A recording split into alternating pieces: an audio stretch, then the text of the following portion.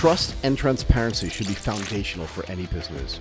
From global scandals and data breaches to regulatory missteps, the stakes for companies are always rising. The systems that are meant to safeguard employees, customers, and investors are being tested like never before. In this episode of a Global Tech Podcast, we want to ask, what problem or problems was Confide built to solve? What makes building a speak-up culture so deceptively hard? Does AI or emerging technology have a role in the future of compliance? And to explore these questions and more, we are joined by Gill, a co-founder and CEO of Confide Platform. Pav, thank you so much for coming to the show. How are you doing today? I'm good. Thanks for having me. It is my complete pleasure. Okay, let's just jump right in. In an environment where corporate trust and transparency, and I mentioned this during the intro, right, are more important than ever, what is the big problem we're trying to solve with Confide, and why is it so important right now? We're just trying to consolidate all the different scattered processes that exist. I mean, organizations have too many silos. You have different solutions doing different things. You've got different people doing different things, and communication is always challenging. Even on a personal basis, we find those challenging issues with our friends, in our relationships and stuff. It's much worse in companies. So, why not just consolidate everything into a single system that brings everything together as a single source of truth? So then if anything goes wrong, or if there's anything you want to check, you have one place to go to see how it started, who dealt with it, and what happened at the end. So that's what Confide's actually doing. But this is for compliance stuff, yeah? Yeah, mostly operational compliance. Things like grievances, whistleblowing, AI governance, third-party risk, health and safety even. So just bringing it all together. We're just trying to power organizations' operational compliance. Okay, so those topics that you just mentioned, right, whether it's operational compliance, all this other stuff you just mentioned, why are those things either individually or collectively so important right now? And is it moving faster than it used to internally at these companies? Is it moving slower? Like, why is this stuff so important? It's important because when things go wrong, that's where you get huge fines and you have reputational damage. And then finger pointing tends to happen as well. Yeah, everyone likes to blame someone other than themselves, or something, right? Something didn't work, something crashed, the software was faulty, it didn't communicate with our other tool, and so on, right? So having a single tool, or single compliance stack, I think that's really important. I think at the end of the day, boards are starting to expect governance to be equally as important as ENS, right? The G is coming back with greater strength now. So I think you want to have one place where you can deal with all these issues. Things get flagged early, so you can think of it as an early risk detection mechanism and a way for you to just sensibly deal with issues as and when they come about. And these don't have to be very serious issues, right? It's really, some of them are just ticking the box.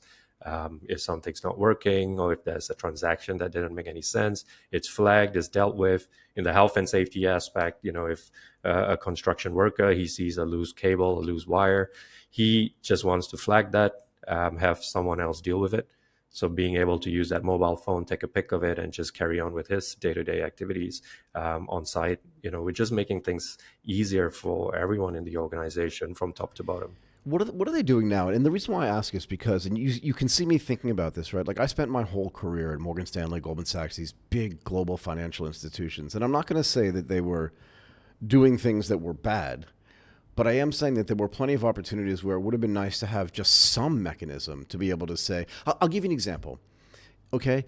I had a client once ask me to buy a stock from them that had gone bankrupt, but they wanted me to pay 1 yen for it, which is illegal. It's completely illegal. Even though it's just 1 yen, it's a tiny amount it's an immaterial amount of money.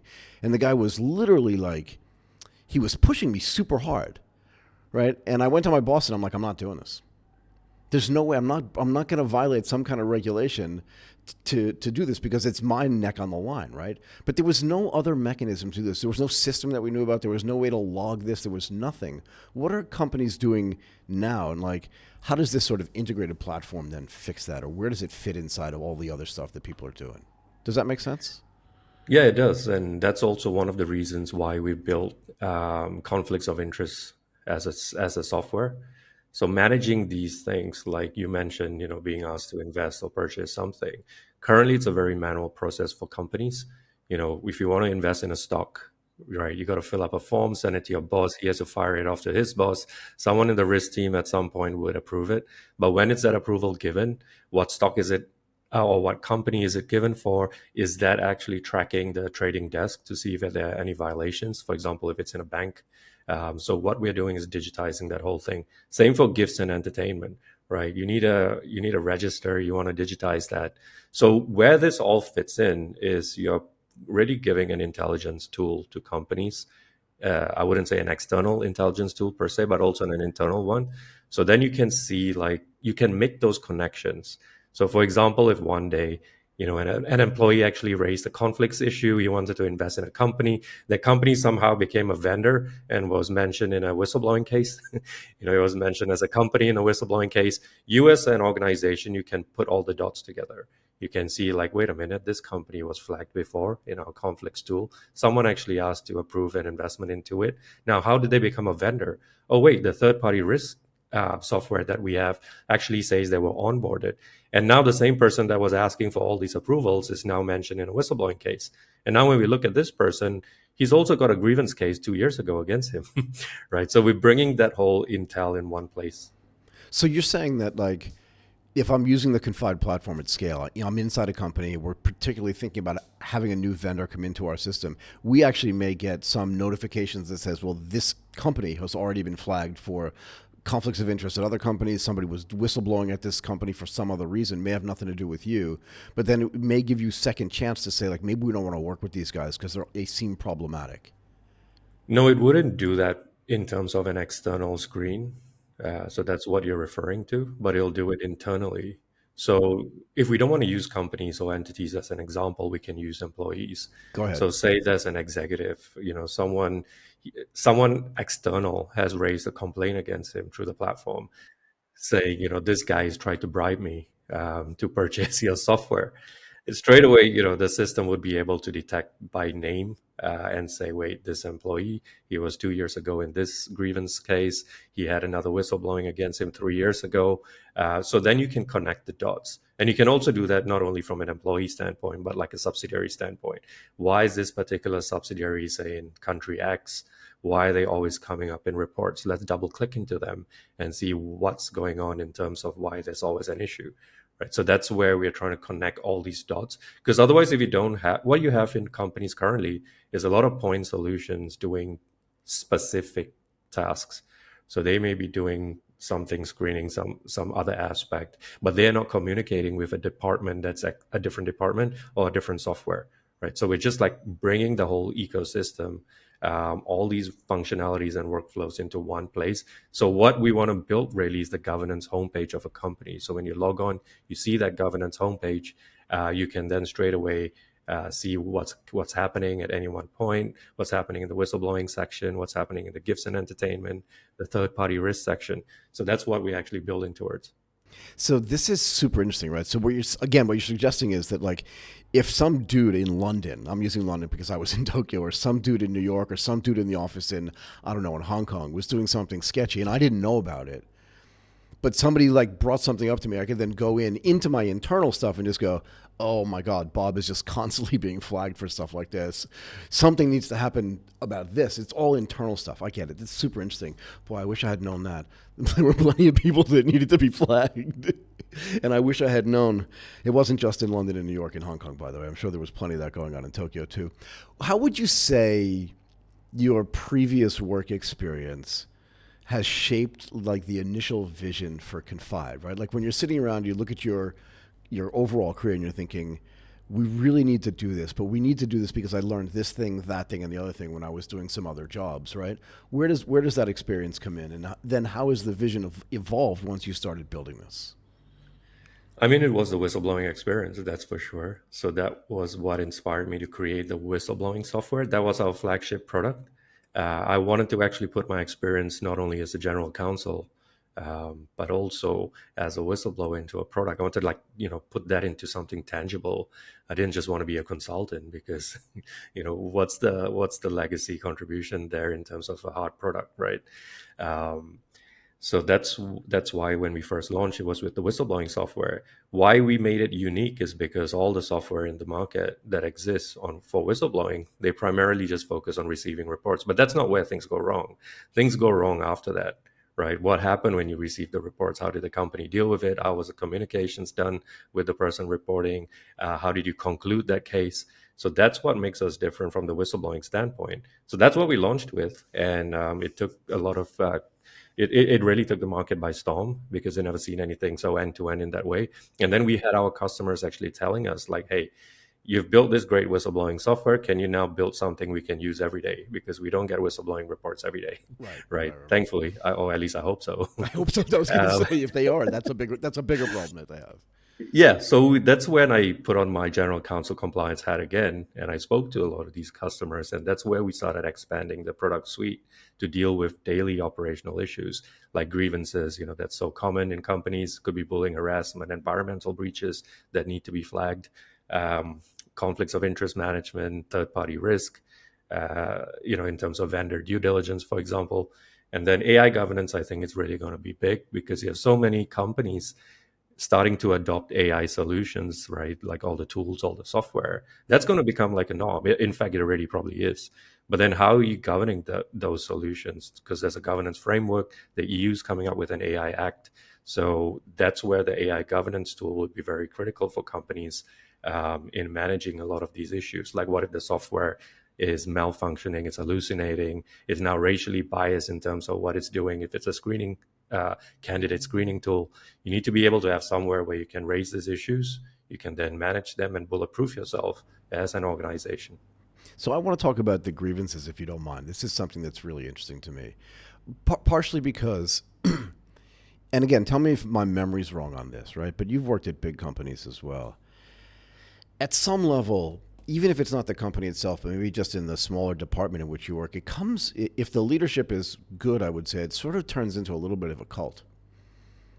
Do you know what I Yeah. mean? Yep. You know what I mean, It though, right? definitely is. Yeah. Yeah. And because of that, it makes it hard. Like I remember, like I was telling you, like this client was bullying me. They really were. They were just browbeating me into doing something that they knew. And they literally said to me, I'll tell you exactly what they said to me.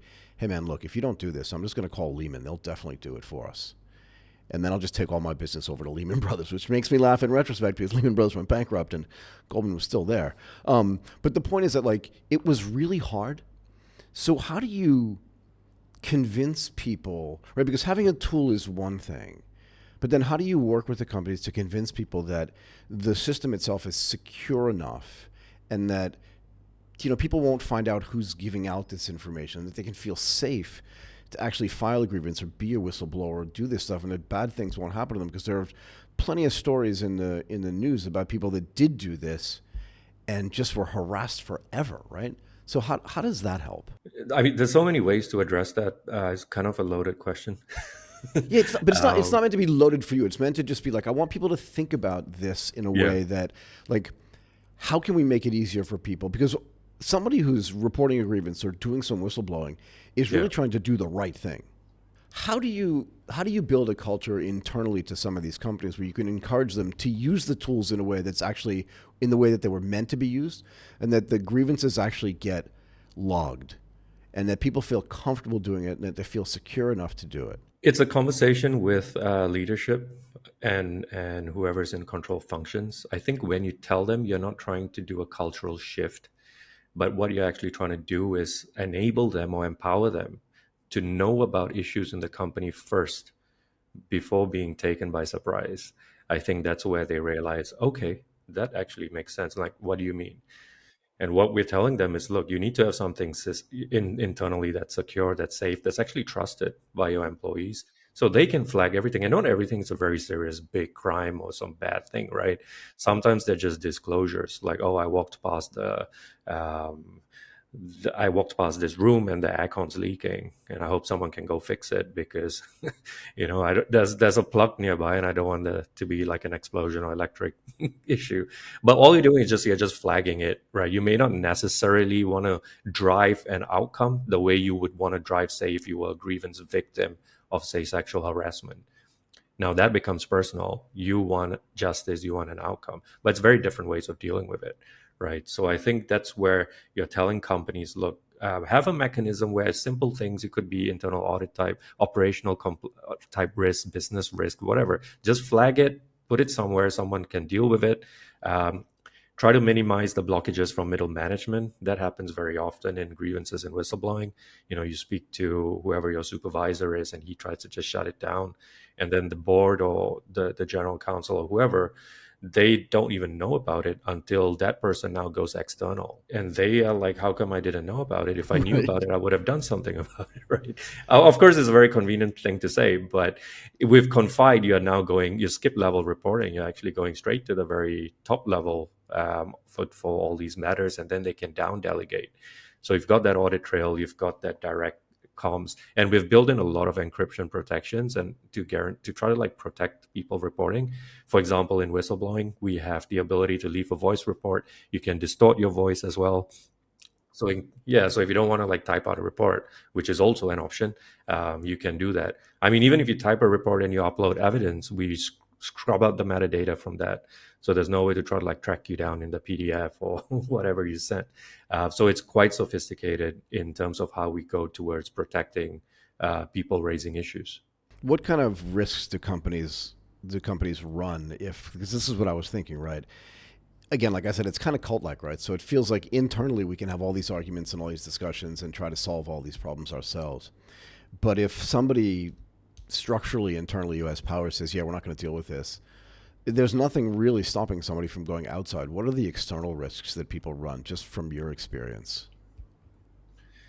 You mean for the person that's actually going outside to report? Or for the company? In other words, like there were so many things. I'm just trying to replay in my mind, all the things that I saw and heard. I never went external to say anything to anybody. I did talk about it internally, right? And there was no systematic way to do it. But there were big risks, I think, for companies if they're not managing this stuff properly internally, yeah? Yeah, especially if you're a listed company, and you're always being circled by, if you're successful, you've got a bunch of short sellers and hedge funds circling you all the time. The last thing you want to do is have people go outside to them, for example, right? Or them to sniff out that, look, there's some serious bad stuff going in within the company. Let's try to get hold of employees who might have information on these things. So what you don't want, you want to really minimize the push factors from within, I would say, because there are, and they do exist in certain markets, pull factors. Like in the US, you get a good payout for blowing the whistle, right? And in Malaysia, if you want to get protected as a whistleblower, the very first person you need to speak to is an enforcement agency. You can't even speak to your boss. Just legally. Yeah, legally. Okay, so this is really interesting. Can you talk a little bit more about this? Because I find this fascinating. I've lived in Asia for the past, 800 years, right? But you've been traveling around the world and working around the world probably more than I have, particularly in the last 10 or 15 years. How does your strategy change and the building of what you're building change if you're operating in Asia, if you're operating in Europe, or if you're operating in the United States? Do you know what I mean? This Malaysia thing is news to me, right? I would just tell my boss, you can't do that there. How do you deal with these little nuances when you're trying to build a global company, but these little local nuances are just so different? Well, that goes down to best practice, I would say. So that's what we've built into the product. We just promote best practices. We tend to use the EU as a reference point because they're kind of moderated in their approaches, is not so extreme, like in, say, the US or in certain parts of Asia, like the Malaysia example that I gave. So the whole philosophy is really to organizations, because we are a B2B software company. We're selling to organizations, right? We're telling them, look, have something sensible and minimize external risk and exposure. Give yourself the opportunity to deal with it and have that audit trail so that if someone within the company didn't deal with it, at least you know what happened, who it was, right? You're not scrambling around figuring things out when they blow up. So I think that's kind of the philosophy. So it doesn't matter if you're based in the US or you're based in Malaysia or Japan or somewhere, or even in a European country.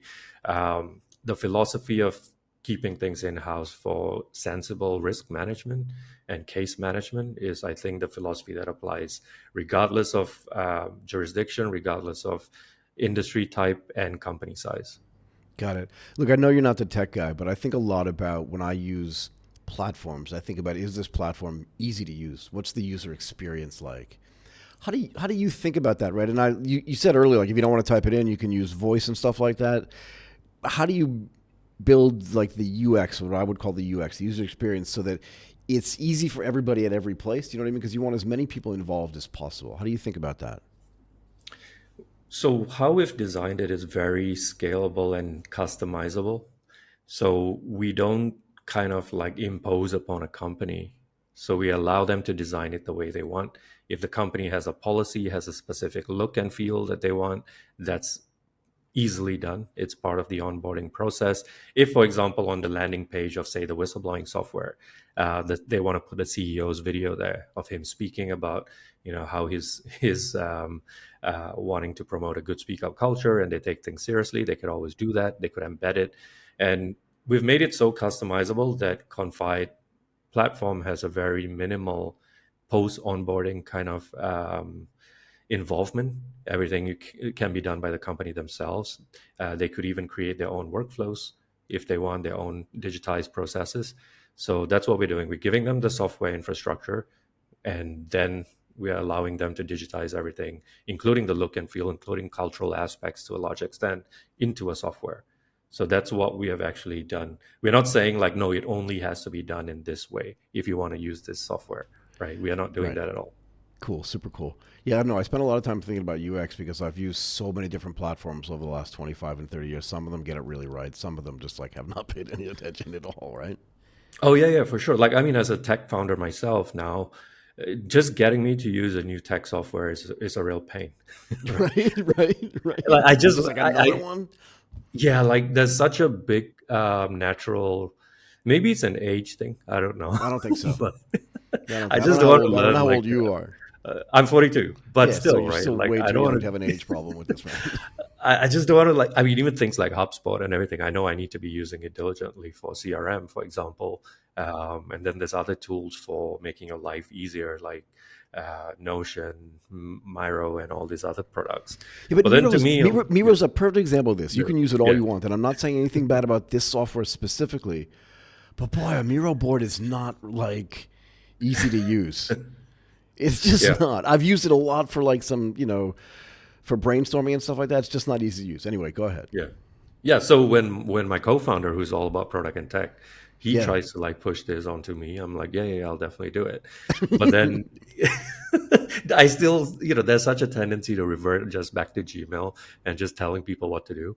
I'm like, yeah, I've got tech, I've got my Google Calendar. It tells me when I need to have a meeting, and I've got Microsoft, Word and stuff. So yeah, what more do you want, right? Oh God, I've always been an early adopter, so I love using new technology. But I wish that some of it was designed better, and that's kind of why I always ask about this, right? Because if you're thinking about it from the beginning, one of the things that I always learned when I was designing workflows, particularly when I was at Goldman Sachs and we were redesigning a lot of the trading systems, was you can't build this non-flexible workflows into your thing because the workflow may change.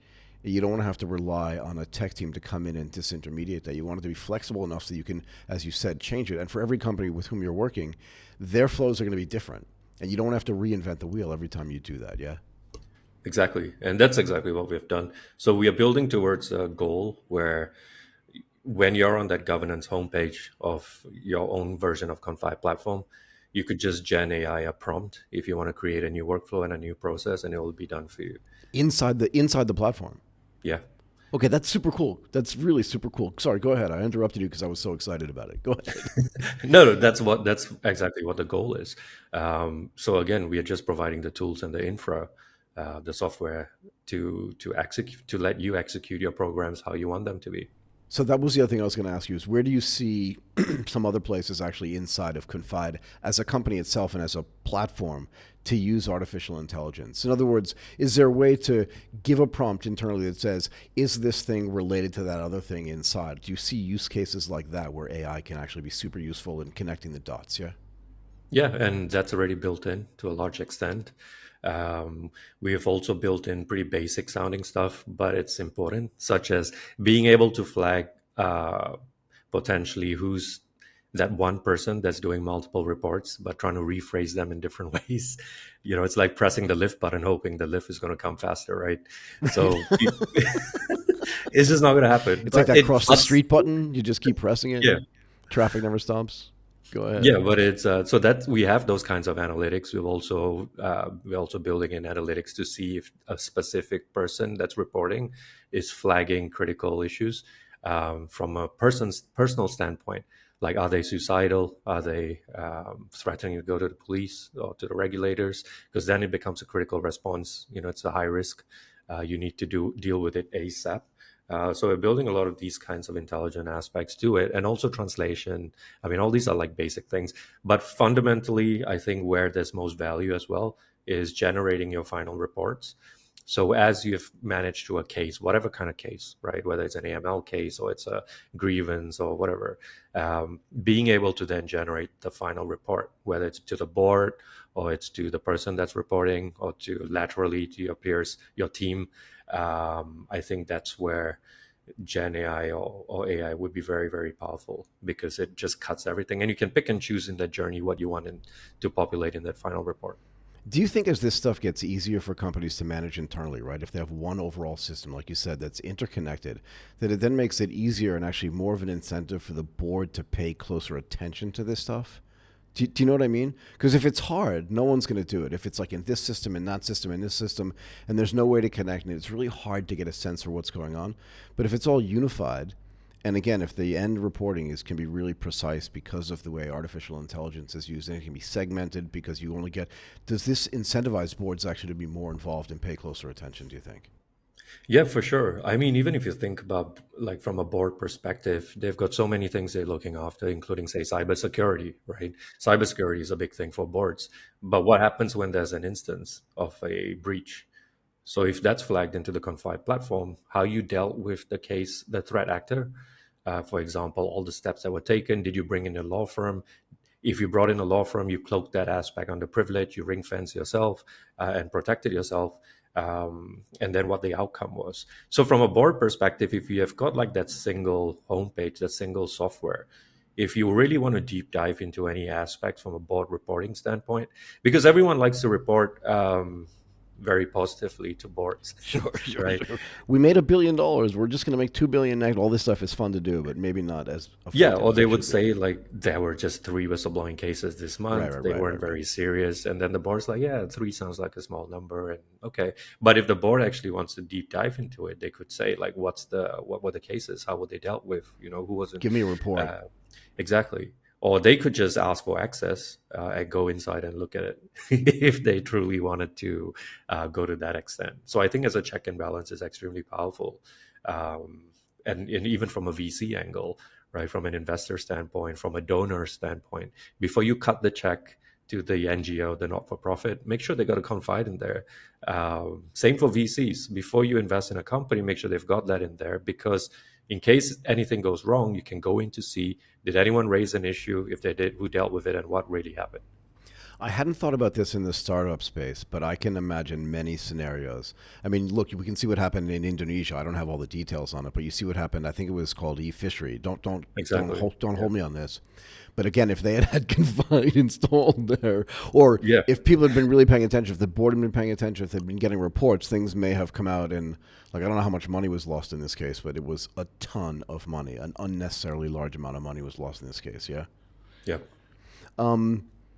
I just like to ask a few whimsical questions as well. Like, what part of building this and running this like looks super easy from the outside, but on the inside is just really, really hard?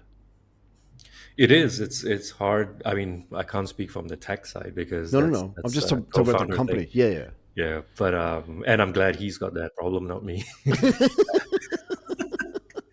So, but from my side, it's really just scaling and meeting demands, right?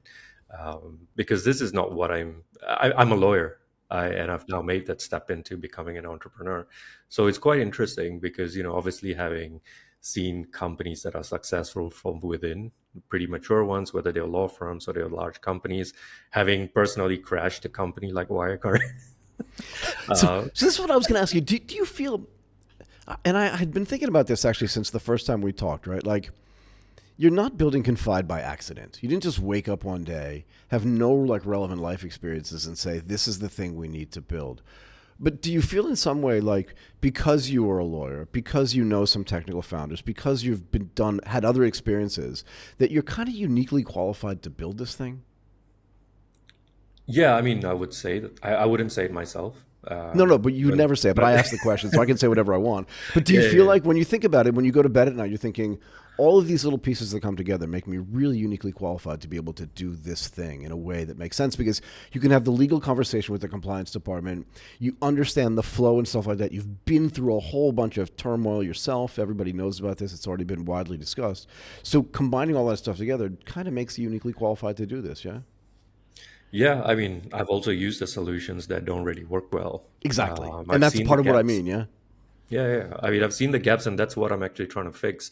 I'm trying to fix the compliance gaps that exist, the software gaps that exist, and I'm also trying to tell companies that you don't need to become like a Wirecard, right? So that's a lot of those things are what led to founding the current company. And do you think when you go, do you think the companies are still talking about this idea because they've seen big things like this blow up, right? They've seen them. And I know that when I was at Goldman, like there were definitely conversations internally, not about this specific incident, but like, here are the things we don't want to have happen to us that just happened to those guys. You think companies are still talking about this? Yeah. I think the problem with companies is that they always think they're not going to become those guys. It's more like, no, that happened to them. Like, obviously, we're not like that. It will never happen to us. But I think that's a dangerous path to go down. I'm not saying every company will become like that, but I think you can't have that level of complacency, because unless from the top down you can say you know every single problem in the company that exists, all the way to the most junior employee or the tea lady, right? Who could be, I mean, the tea lady could be forced to have served tea or coffee that's like executive's cousin's company. Yeah. Right? That's a Yeah. conflict of interest, is a vendor thing. You never know, right? And he could end up giving a whole bunch of employees diarrhea or something. Who knows? But That's a real grievance. Let's be clear about this. exactly, It's a real that grievance. could be applied. But I think unless you have that level of confidence to know every single problem, because where I think the issue is it's very, very difficult to get honest information and feedback from your staff. Like, that's a very challenging thing. So I always tell organizations, it doesn't matter how trivial it may sound, just as long as they're speaking to you, they're raising it, that's great, because you never know how that small trivial thing one day could be the missing piece to a jigsaw that you're trying to solve, like a Right. big issue. And this So is part of just, building. yeah, This is part of building that speak up culture, right? In the sense that what may seem trivial to you, in as a piece in the larger picture, could be super non-trivial, and you want people to be in a process of not just like complaining all the time, but of going, that doesn't look right to me. Somebody needs to know about it. Yeah. yeah. And that's Okay. a good employee, right? He's raising things that are not making sense or that appear to be weird or just problematic, and you need that. And that's just giving people an avenue to do it safely without any ramifications. Yeah. Look, one of my career goals was always to never get taken out of the office in handcuffs, right? Yeah. Because you'd seen people that happen to people. One more thing. What's the craziest idea you still think is worth pursuing in your space? And then I'll let you go. The craziest idea is really AI driven. So I think people, for some reason, are dating AI robots, right? They're having a relationship with them. So AI is becoming so humanoid or human like that maybe, in, say, the whistleblowing space, someday that AI will be the case manager, because it's faceless. It doesn't have any loyalties per se. You can trust that AI. So you could actually raise that case to that AI. It could speak to you. It could advise you. And on the flip side, it could strip away the emotions and then objectively report to the company and say, like, look, I've spoken to AI bot, say Confide bot. I've spoken to employee. This is a serious case. Having removed all the emotive aspects of this case, these are the objective things you need to look at facts wise, and also from a legal tech perspective, these are the regulations potentially being breached. So I think that if we can do that, I truly believe that's a crazy idea, but it's not at this point in 2025. Nothing's crazy anymore, right? Right. I was going to So say it does sound a little bit crazy, right? But the more you look at what's already taking place and the more like, the way you use your own AI tools, the yeah, more it feels like that could be possible. I always think there's going to be a human in the loop at some level just because humans like to talk to other humans. But yeah. that could change culturally over time too. Okay. Pav Gill, a co-founder and CEO of Confide Platform. Thank you so much for doing this today. This was awesome. Thanks for having me again.